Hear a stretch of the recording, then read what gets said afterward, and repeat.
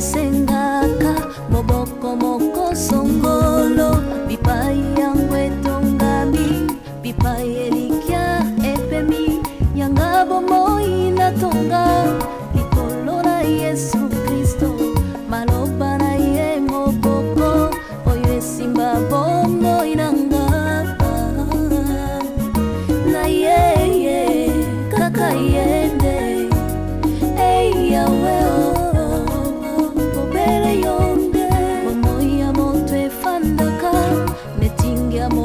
songolo bipai yangu etongami bipai elikia efali yanga bomoi natonga likolo na Yesu Kristo bilaka na yende likia oye simba bomoi nanga na ye kaka yende ei yawe obere yo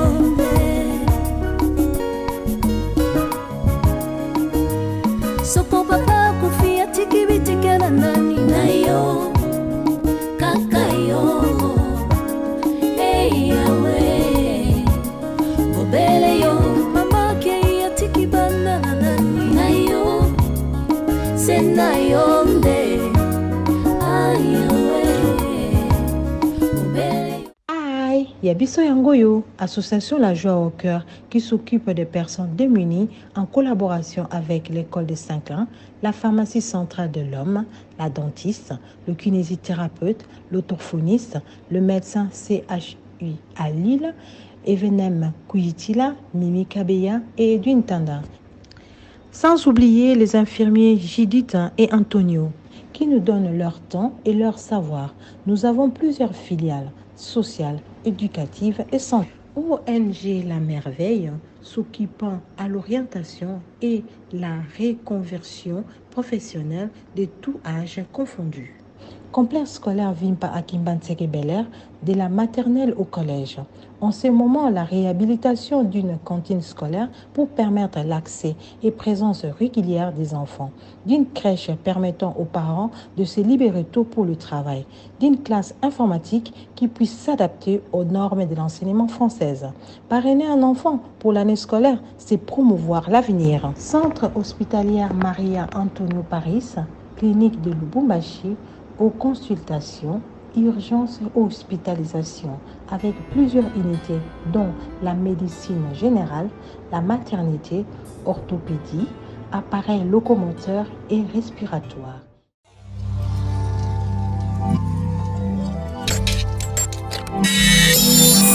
Pour vous, nous avons posé nos valises à Limité, la commune de l'excellence. Nous avons choisi d'apporter la qualité à portée de la main. Nous avons opté pour des produits qui transportent la joie et la bonne santé. Nous sommes organisés pour atteindre le moindre de vos désirs. Nous avons pensé à tout, à vos produits manufacturés, à vos produits de nettoyage, à vos besoins préférés. Nous sommes allés loin en vous apportant des produits bio, des légumes, des fruits, des produits des saisons. Vous n'irez plus loin, mais vous viendrez de loin pour goûter aux viandes fraîches de notre boucherie, aux charcuteries, des bonnes factures et à notre pâtisserie. Nous sommes au marché, votre supermarché à la 6e rue, l'unité industrielle.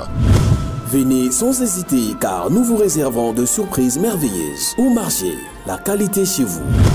Au marché, pour un marché gagnant-gagnant.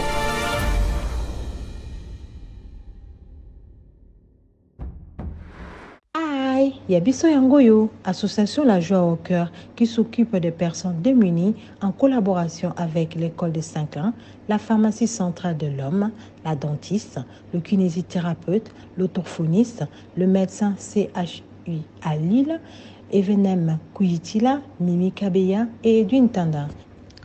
Sans oublier les infirmiers Judith et Antonio, qui nous donnent leur temps et leur savoir. Nous avons plusieurs filiales sociales, éducatives et santé. ONG La Merveille, s'occupant à l'orientation et la reconversion professionnelle de tout âge confondu. Complexe scolaire Vimpa à Kimbanseke Bel-Air, de la maternelle au collège. En ce moment, la réhabilitation d'une cantine scolaire pour permettre l'accès et présence régulière des enfants, d'une crèche permettant aux parents de se libérer tôt pour le travail, d'une classe informatique qui puisse s'adapter aux normes de l'enseignement française. Parrainer un enfant pour l'année scolaire, c'est promouvoir l'avenir. Centre hospitalier Maria Antonio Paris, clinique de Lubumbashi, aux consultations, urgences et hospitalisation avec plusieurs unités dont la médecine générale, la maternité, orthopédie, appareils locomoteurs et respiratoires.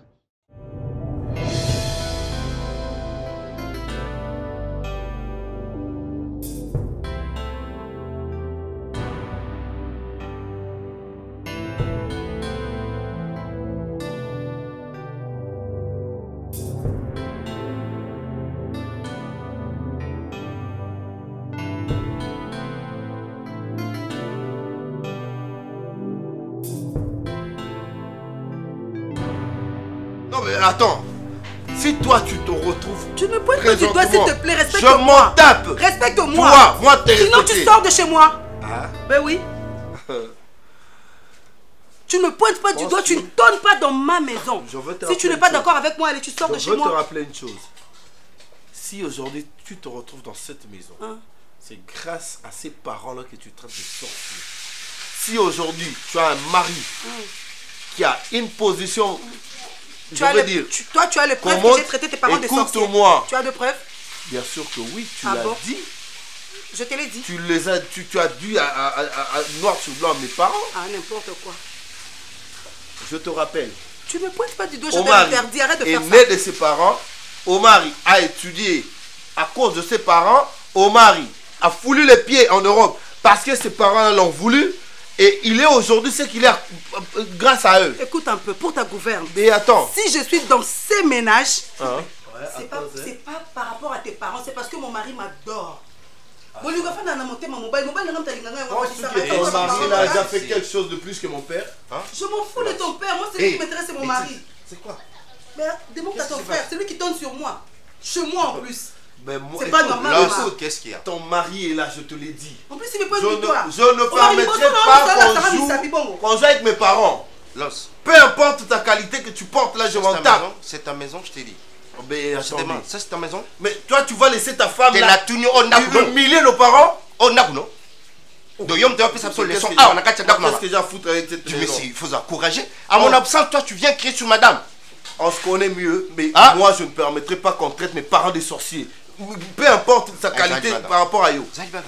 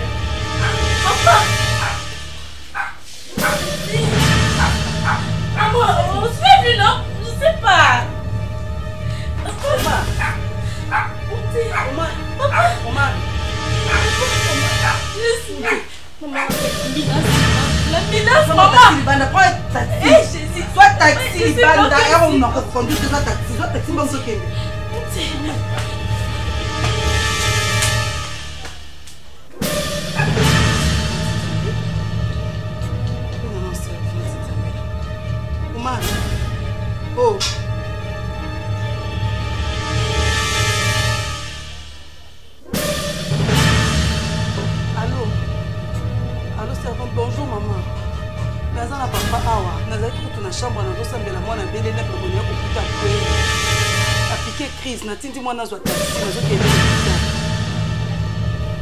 mwana mama na yo soto komi na obenga taxi là Papa, viens nous aider s'il vous plaît. Donne-moi mon sac, donne-moi mon sac.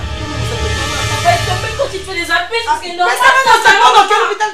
Na combo na Yesu Masia. Nde nazo bonde la boye, nde nazo loba. Depuis que déjà ba ange va na contrôle. Ba yé déjà en mission pour ba kolongo la malade wana. Donc papa zo soit guérison na ye. Yo za na kimia ko bangelo ko mon côté.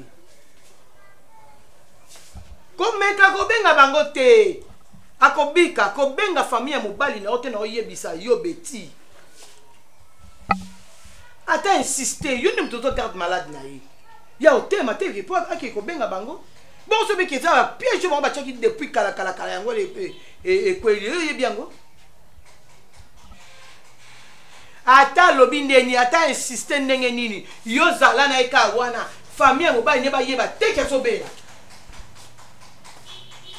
N'est pas ça de prière, boy. N'a mon les catines n'a pas sa prière. Mais téléphone peut sa prière pour le bon ensemble y a beaucoup c'était. Continuez que bon de la caca.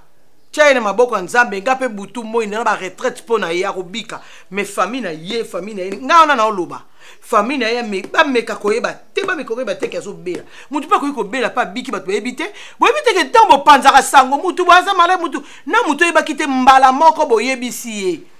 Ndoki ayeba likambu na koloba ndoki ayeba likambu ta yo beti lisonda yoki poka nzambe mutaza en présent en mission pour ta ayeba nyoso ata bomba na sa mabele mutu ayeba ngwe sa nzambe diable ayeba likambu so beteli lisolo nde basana ba yebite za maladi mon normal ayo kana bien to boy mutu ko tchesu loboko likwa maladi wana. OK ne toi 14h boy 18h tozong na prière so na téléphone. Ça va. Mon konza zana bino battre la bino. Acha ba ange nzinga na eba protéger. Madame.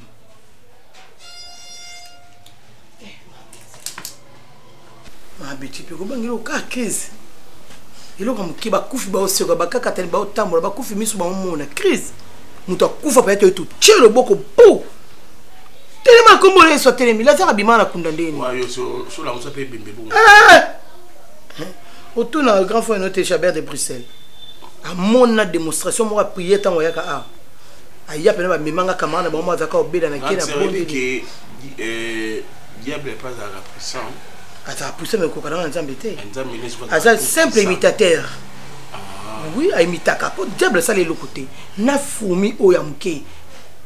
C'est le créateur, c'est Dieu. So yo zo bela ngara bombi na ebisi mututé. Oui. Nga na obela so na biso ko ebisa mutu te nga na musa nzambe na prophétesse na mutu lokola yo te na homme ordinaire on mérite double honneur voilà na mérite double honneur yo kana biso lekinanga omoni ndoki ya profita kana maluba ya bato mutu mo azoleka yenge bembe na okufa a mo lekinzela make ba livrer lenga mutu azuma maluba na ka ka bomio oui bien. Oui,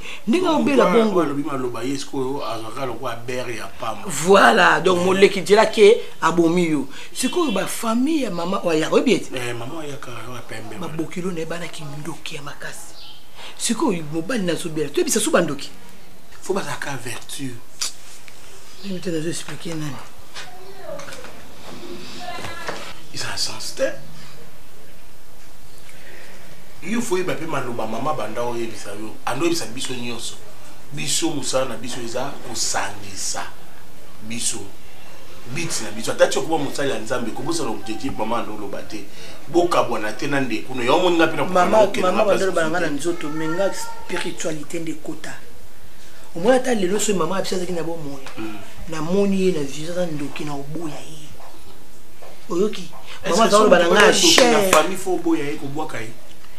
Tu boya ye comme peut te la esprit eza katina ye neti bon ba bokilo na ba parent et papa au mari combien de fois de ça bon de défense qui ndoki na bango bon linguti kangote babi na butu ba riche yango moni kindoki to makambo nyonso ezaka volonté ya moto andimi kotika avoir le bite nga na tiki kindoki. Vous comprenez? Mais hier so bango bango tika te yango na esprit ne fane bango sko bango bato bango to tia bango à l'écart na bana nzambe po ya pas détruire. Est-ce que le ministère a porté le ministère à qui sa différence ni ezaka nzambe mo ya bon moito sambelaka. Mais nzambe akabola poto yeno uvani no kana ministère. Siko soki yo pe kutu ozaki bien de so kenda poto. Alors yo tinda nga poto te pona za bien. Na cadre na tsaka na ba prière ya pembeni. Ndu ngola ndaya ba nièce na ba sakuna. Si ufuna sa ndeni pona mwana batindela kauti. Mais batindela kayo. Fallon Samuzu na Chanel bango ba komba papa batindela kayo. Batindela ko basala mabe po bafana poto. Est-ce que vous soulez la peine à beau frère bien? Pourquoi permettez-moi si na ayo sana musala nzambe na mboka mususu yepatika na mboka mususu? Ministère. Ils ont des séparation de corps. Enga. Mobile nanga ayibike na musala nzambe. Na za pona osala musala nzambe na kendaka. Mais non on kenda tika yo moko eza mabe. Fona lukelonde muto afanda na yo pona kende. Mais tokika mema na ocho kende kaka kala mingi tena nga ma ocho kombola ndako ocho moni machicho na bibisia. Uma machicho na bibisia comme bilanga. Pendant 2 semaines on na poto na écoute ndako ça été commenté pendant 2 semaines. Ba toi da régner biloko c'était ton de cœur na ça ba kitch partout.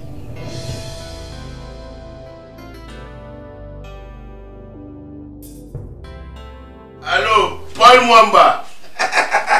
Papa social. Est-ce que beaucoup d'agina sida bilele? José de Londres. Yepsati nera au sur Namako. Coco. 43 2. Quand tu m'as dit José de Londres, là t'es en demande. Bonjour maman. Bonjour Bonnie. Eh, non, on a fait le vidéo. Téléma. C'est là. Costume au José de Londres, là t'es en ouais. Non, là. Oh là, non, ma bila. Bilambe beleza akatwa papa Simon Bidi atindelo lata. Wana. Telema yo pesa akana yango. Asiki. Tala kilo comme na wose na costume 43. Yo sur le qui 43. Mama kama sanga si na mte.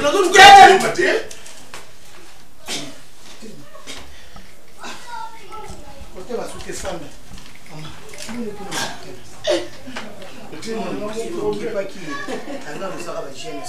Boni maman. Boni sco papa na hôpital. Mais oui, ici déjà bande pour nae. Papa, batike moi bien ngolo nzambi ça va. Oui, ici famille nae. Oh.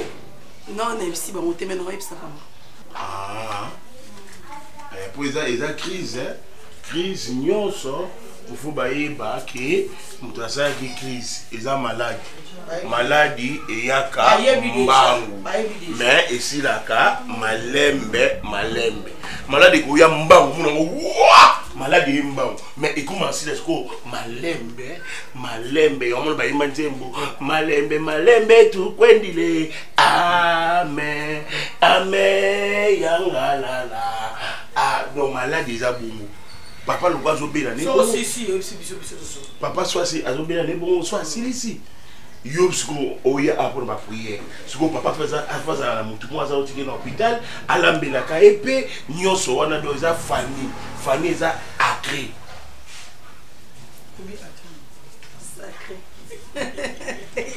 Enga bomanga. Sacré. Enga bomanga Papa siko moi bien. Natike moi bien, nakende kindako. Non ngana zo hôpital na bitena na ko biso évolution ya makamdenge zo kende. Bongo après na zo nyimba mo hôpital. Ngaka yo benga te fobi ki ba yebiti. Mama cousin na ngai yo to zakane wana. Wa nzoto mikia. Yenda kende ko na ko signaler. Nde basimeki nanga babengi siko na numéro na ye moko papa. Ba pe mnaza na téléphone na yambi. Ouais, toza besoin au mar. Na be mar a déplacer. Non c'est pila. Nzamba za kazobate. Et puis nzamba za mutu tero kwa biso. C'est ça. Azaka nzambe na nzambe na ye. Nzamba ko kanga mokili mobimba bakangami ka pona mutu moko aleka. C'est bien. Yango kama rambo cholo ba mama nzamba ko telemisa penza moki. Kati za nde moka na épidémie oyeti. E kangi ba mpe na ngambo na ba moya ba ya hôpital. Kasi kama bande yango wana. Moya ba ko tala ezate. Muna mutu visite d'hôpital ezate kaka yo moko tozotambola poni baboyi mutu akota kuna quarantaine na quarantaine mais qui n'a bien expliqué to bengi pour toute information que Omar aza malade à l'hôpital ngabi oui aza malade à l'hôpital au pesa biso comme hôpital pour to otala ngabi bato ba kota l'hôpital te yango wana ti donc nzamba sali kaka ke ndeza na malade oyo épidémie oyo ebima po bango bafanda kuna ezate ke yo ndo boki bango ba yakutala mboka nde ekoyisaki mibeko mutu moko kutu yo kutu okotaka te jour musunga na fanda na ndako mpenga binga mukombeli no fanda na ndako nde bana bango boye l'hôpital nasi bazwa kombola nga mwasi na ye onde na ye kaka akotala do bino so boye baoboya baoya te po ata so bango babi bosala baéchange ke bango mpe bayaka kotala ye moye baye kozala te yo kolembaka mabondeli te ezaka toujours kana tite la prière ngai naleka no mpa na yo ocontinue kaka kotya biso mpe kaka na nazolemba te mai ya komela obondeli alingi alia biloko nde il faut kobondelaka yango vraiment maman merci beaucoup maman akeyo kotikala bien allô olobi mwasa oncle bino akoki hôpital parce que famille mon babo sangani bo sambela OK c'est ça prière ya mutu moko et simbaka te faut boza ensemble bino nyonso pardon c'est bo sambele longo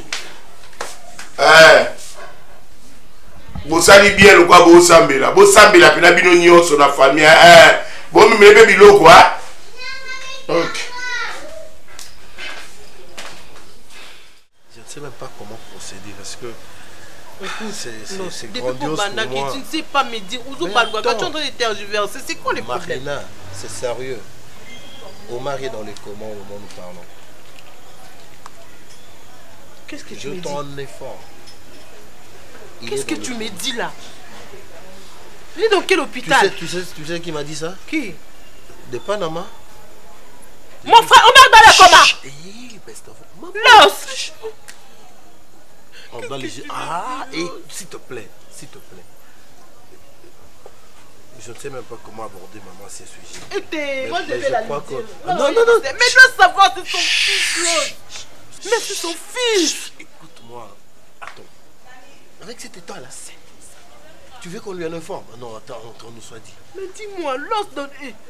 Attends. Attends, laisse-moi d'abord. Qu'on m'explique d'abord. Qu'on m'explique. J'ai appelé. Il a quoi? Depuis quand il est dans les Attends. Je viens de l'apprendre à peine, mais il y a déjà 2 semaines. Oui. Mais tu ne veux rien dire. Papa. Et c'est de Panama qui vient m'en informer. Et du coup, moi je vais aller là-bas. Baisse ta voix, toi aussi. Los même nous soutika kopek sanga ko hein. Il a. Même nous soutika kopek sanga nande ko na moi si. Yo kama kelele, alukai banini. Hein? Comment ça ko saka la bino ko te la bien respecter qui passe à moi Soma. Tu peux pas baisser ta voix? Oh. C'est notre frère. Oui, qui maman ça va souci. Il s'agit de mon frère, il s'agit du tien. Marina. Bon, vas-y que nous ça y est, à coup fallait. C'est fini, bah on est sur Oh, c'est quoi ça? Oh. Donc toi tu ne peux rien gérer.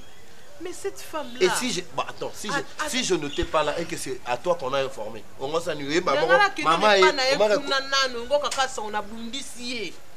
écoute, à présent, Omar est dans les comas. Maman n'est pas bien portant. D'où nous devons la protéger. Il n'est pas question de le lui dire. Mais attends, moi je vais arriver sur place. Je te demande pas d'y aller. C'est moi qui m'en charge. Mais pourquoi on n'y va pas? Attends, non. Non, je te connais. Mais pourquoi on n'y va pas? Tu as les sons chauds comme ton papa aussi. Hein? C'est quand même mon frère. Oui, bon. Laisse-moi d'abord aller voir cette pétasse d'épouse. Je veux voir avec elle et après je viendrai te dire. A-t-elle un cœur ou pas? À la place du cœur, on dirait que cette dame a une pierre. C'est une sorcière. Parce que la sorcière n'a jamais de cœur. Bonjour. Ça tombe bien, madame. Je suis venu te voir. Bonjour. Est-ce que tu peux m'accorder un minimum de respect?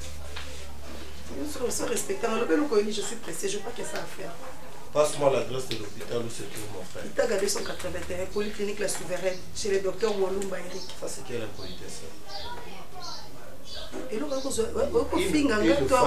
Adresse. Non, attends.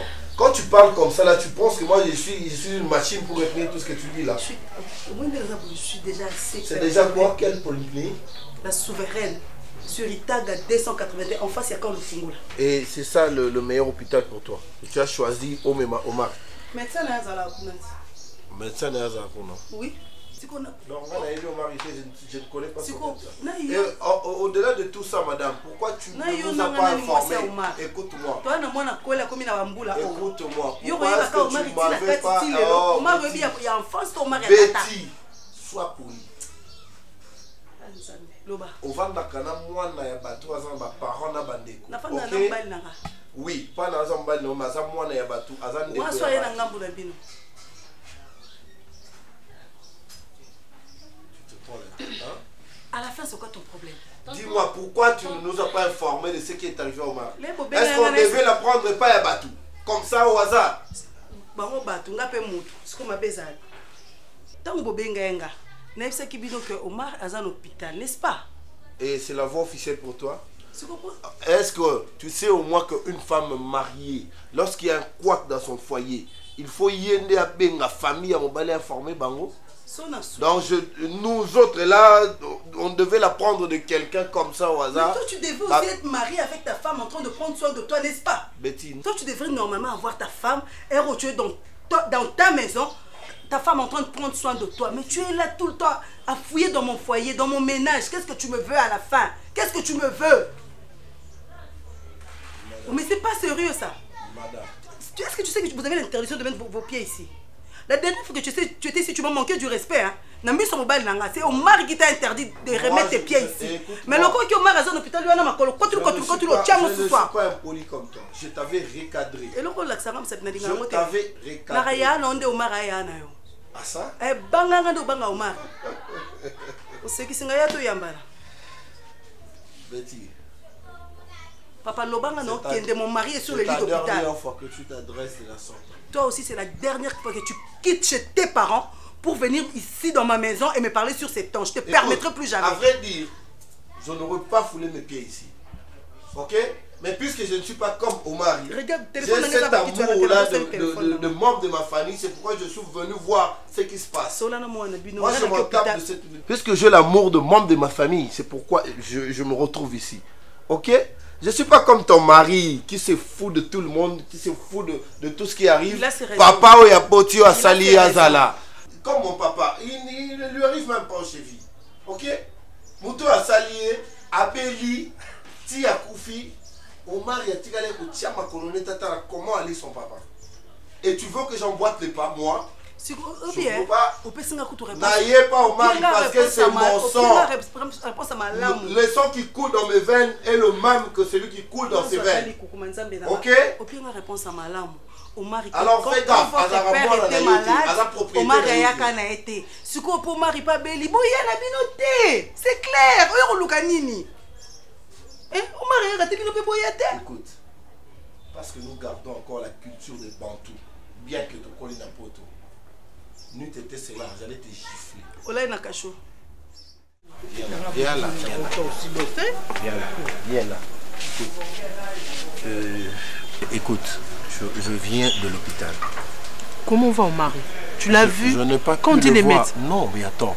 Tu ne sais pas que nous sommes en plein confinement. Donc tu n'as pas pu le voir? Non, non, je n'ai pas pu.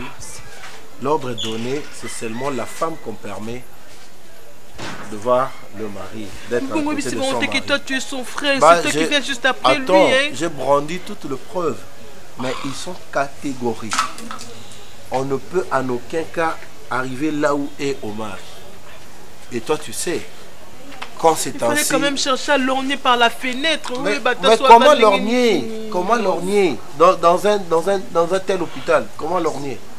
C'est pas n'importe quel hôpital où tu viens au Diongoli Bomoni, non. Faut ça, ici tout est corruptible. Tu peux même non, arrête ça. Attends.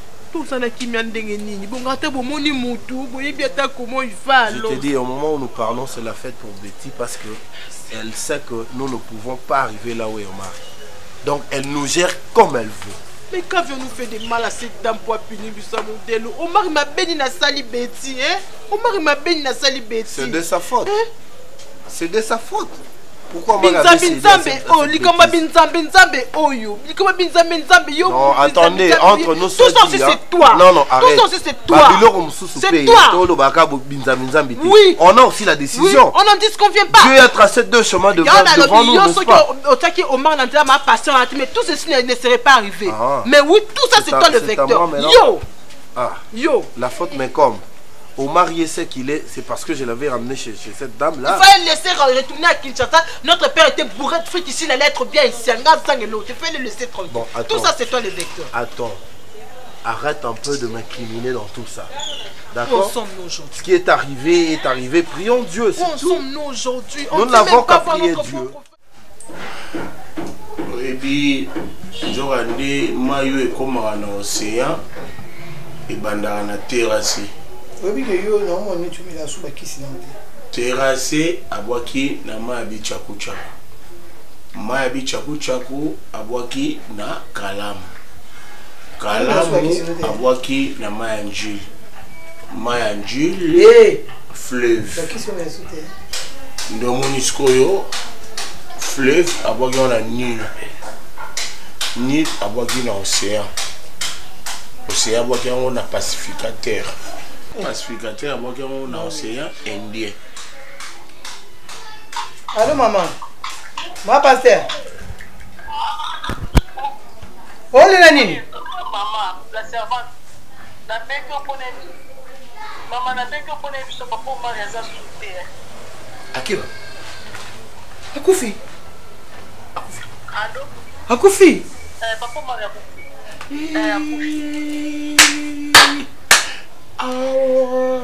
Vous avez ce qu'on a dans l'hôpital? Vous avez un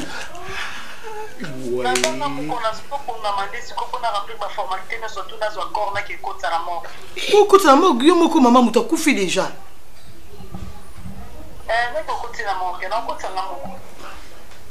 Kasi benga na otaba semeki no baya. Baya na no bon apo ko tu ye na morgue.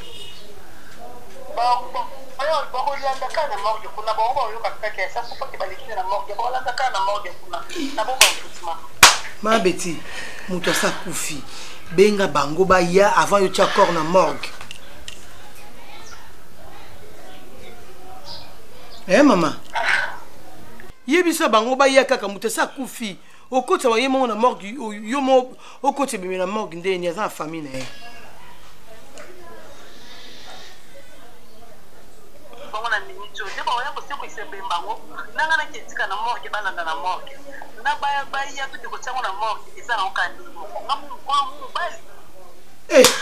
Kasi mama mala mo benga ka bango ke lozo za décision makasi ndengwana. Ma fille. Mama, na to bien que na respecte comme makasi penga na kokyo boela koboya koloka oti. Mais le corps doit se passer pour toki. Ba ni mutu na bango. Mama za mobali na ngana pena na 3 sur corps na mobali na ngabo na za mwasi jusqu'à petit contrat pour na maboko na ngana kwa mobali na ngana. Ngana okeche bébé na morgue. Bango so bako sala ndenge ni so bako sa etali kaka bango me ba yeba ke ndeko na bango kufi bébé za na morgue. Mama bo so to za kikasi na poto. Bana ba zo bébé na poto kufi na poto ba yo zo ba zo na poto ba yo che na morgue kisasa. Na ba informer bango tenga na ke ko se bébé na morgue. OK, zela ngaka sina zo ya wana. C'est bon na ozela okasi. Je n'ai pas de contact avec maman ngai. Ya na ngai. Tu peux pas aller au col tindio. Pesa ngana bilo tindio. Mulimo mtala mwana mutu to melise libele na butu. Na tongo tango la muka na baboti na ye. Mwana mutu to melise libele na butu. Na tongo tango la muka na baboti na ye. Oisa potote.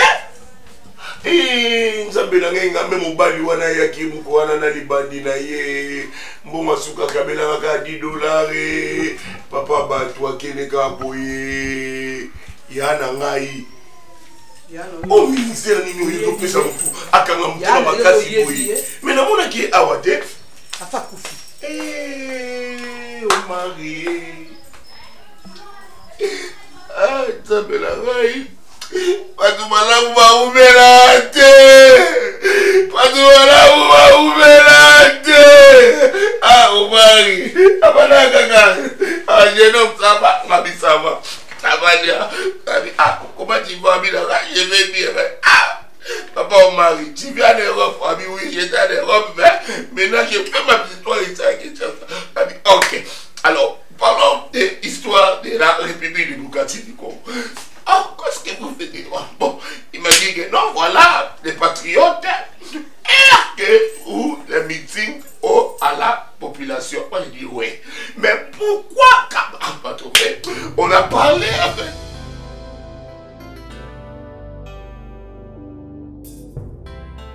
Il a fait ce produit. Avec toute difficulté. Comme d'habitude. Je te dis. Donc ces derniers temps, pas possible. Oh maman, qu'est-ce qu'il y a? Qu'est-ce qu'il y a? Hey. Lolé. Hein?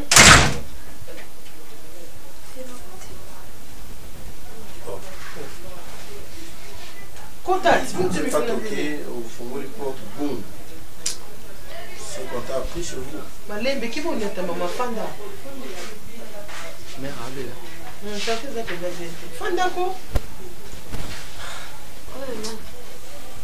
Désormais, il faut toujours toquer avant d'entrer. Quand t'as pas cousin à Nani, cousin à moi c'est Yoma.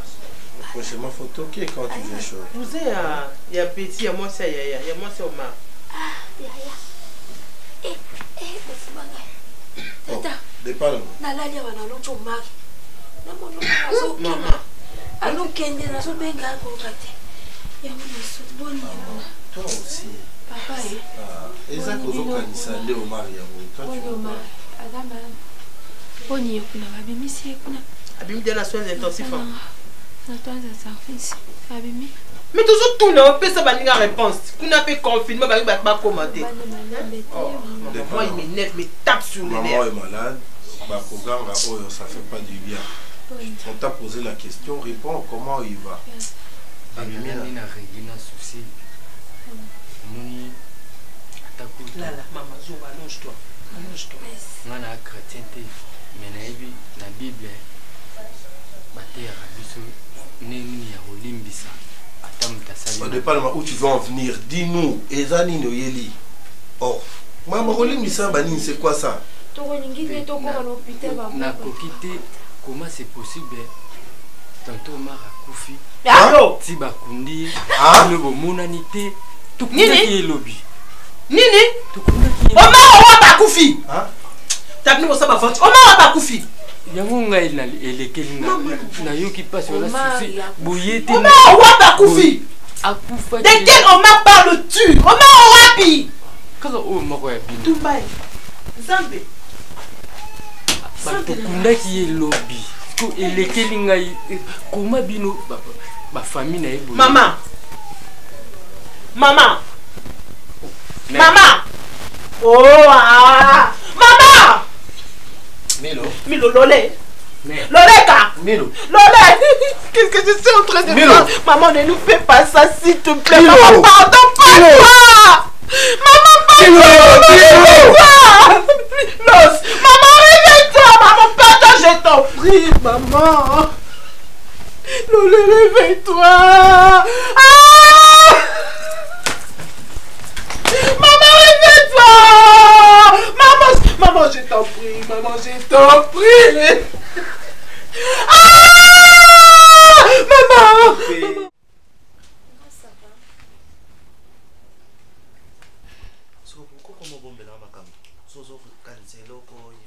Il faut bomba. Quoi? C'est depuis quand? Tu sais quoi? Ma problème mais ça et ça m'a rapport à biso bato. Je sais que tu as des problèmes. Oui. Mais c'est quoi? Il faut en courage. Jusqu'à quand on continue toujours à organiser ça. Papa c'est qui? Ata au sali nengeni papa ozongate. Hein? Papa marqué pour naé, tanaé koki akei. Biso pe total o ya biso neni to sala. C'est pas facile, tu sais. Est-ce qu'il a laissé me mourir à mon arrivée? Donc tu vois tout ça. Papa ne plie et puis là-bas aussi dans ma camboumo on dirait les camisotos y a brûlé. Tu comprends un peu? Ça fait mal. Ça fait trop mal. C'est mon papa. Ah ouais. yango siko nga na proposaki toluka moyen tokale date. Où est cet argument de Betty? Elle est où? Dites-moi, elle est où? Où est Betty? Elle est où? Elle est où? Dites-moi, elle est où? Betty, elle est où? Elle est où? Dites-moi, elle est où? Je ne peux pas perdre deux personnes importantes à cause de cet imbécile. Elle est où? Dites-moi où elle est, où je détruis tout à l'instant. Hé, madame. Lâchez-moi, lâchez-moi. Lâchez-moi, je vais en finir avec elle. Sorcière, lâchez-moi. Lâchez-moi. Tu vas suivre ce genre-là que tu as tué.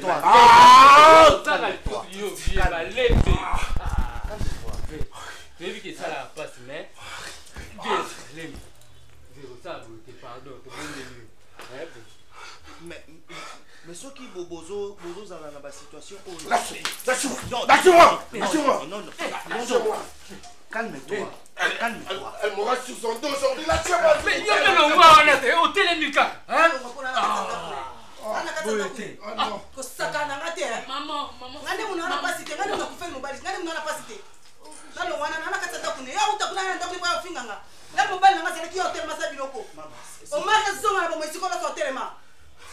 Tu parles? Tu parles?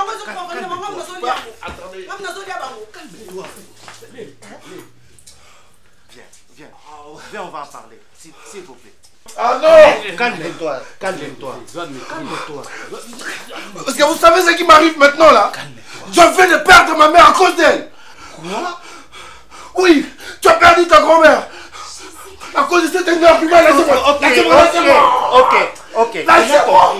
C'est une sorcière. Comment elle s'est permise d'enterrer mon mari à l'insu de tout le monde? Mon mari. Pardon. Ah, lâchez-moi. Maman, s'il vous plaît, maman. Toi, je vais te tuer. Sors de chez moi. Je vais te tuer de ma propre mère. Viens, on va en parler. Viens, on va en parler. Pardon. Je vais en finir avec toi. Retiens et je te tuerai.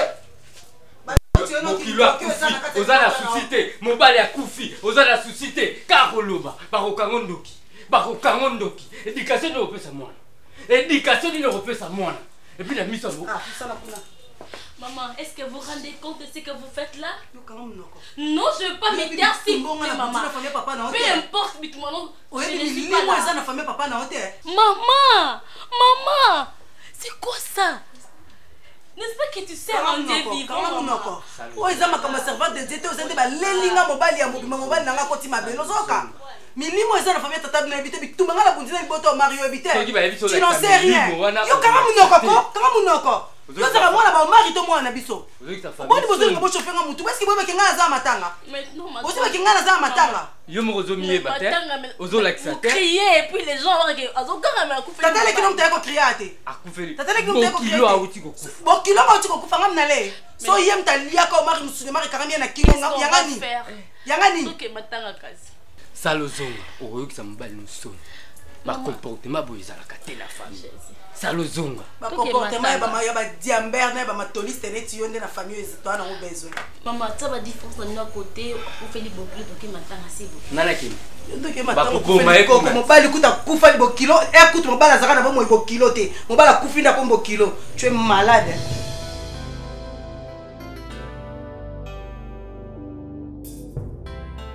Servante bano baza penza bana moko mabe. So mona na zo mela pe maboy maram on a tu ko prendre ça nga sous passe. Bano basi bakenda ti kotala ba famille tata ba koko na bango son kenga na eba. Bana mo ba oyoka te atuzo peksa wana famille papa on ba te en voutement ngwe l'équipe ba makasi tondeni. Nga nyoso na bimi mabe na famille papa on a bimi mabe na mokili mo ba ka pour nous protéger bango. Kitana. Nga non ça non ka pour l'intérêt na bango mabe na ngeza pi na kati makambo na osala. Kitana. Ah so bomba zo na bango afia bazonga bakende. Natika nga mo na fa nanga.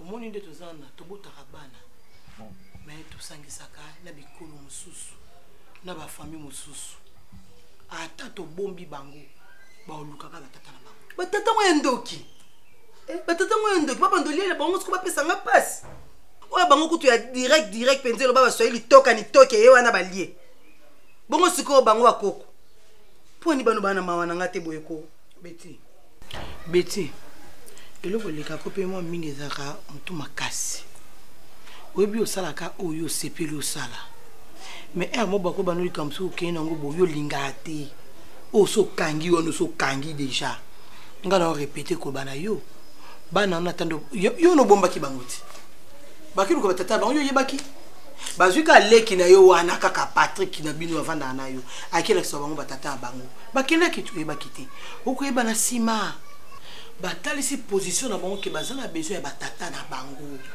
o pekisa bango à 100% te au monde papa bango da comprendre que famille na ye quand même nzamba sa malamu ayo ko bota bana na tiki bango nde na ebite soki abande ko kende kuna abande ko ebisa ote so epende ni na ebite ndo muni balie o mar na bomwana nyaso boy mais to ko bunda ka pona bana mais ce que so sekwe ba makasi ba pe apoto balinga abungu te ba poto ba kona poto ba bota na poto yo yebi bango yo vai na poto yebi makambo ezala akuna so bandi na kutu boy ba ke kufunda yo mais bana fo ba yoka pe bana fo ba yoka siko yo lingi ka bana na ba jeune fille ande ba koli bon ba yoka ka yo zoluba beche za pasi ngande mama na bangoti bien sûr kita yoka bango posa na bango eza nini osala pe muke o eza posa na bango bango ba boso ba bi posa na bango ba ke to ke non mais comme ke to ke vendre en famille papa non lo bani est-ce que bon ba biso ba ke vendre kuna depuis bana budna so ba te bana affection mo ndia ki ndoki na famille ngwa tata ba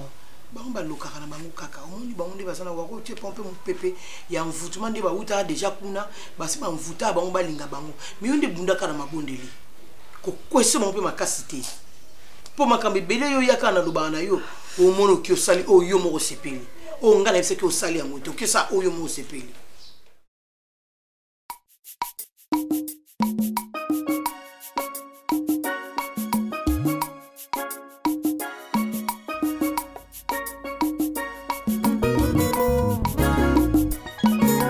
como ya moto esengaka moboko moko songolo bipai yangu etongami bipai elikia epemi yanga bomoi na tonga likolo na Yesu Kristo maloba na ye moboko oyo esimba bomoi nanga na ye kaka yende ei yawe obere yonde bomoi ya moto efandaka metingia moko songolo bipai yangu etongami bipai elikia efandi yanga bomoi na tonga likolo na Yesu Kristo bilaka na yende likia oye simba bomoi nanga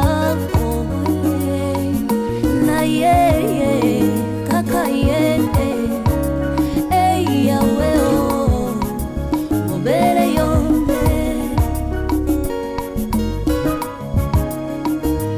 soko papa kufia tiki bitikela nani na yo kaka yo ei yawe obere yo mama ke ya tiki bana nani na yo sena yonde ayawe obere yo soki ya pili sungi ya familia zali tena yo kaka yo ei yawe obere yonde aina makina bandeko na ye Joseph ateka makina ba oyo ye goluna zabetika ki yeso kino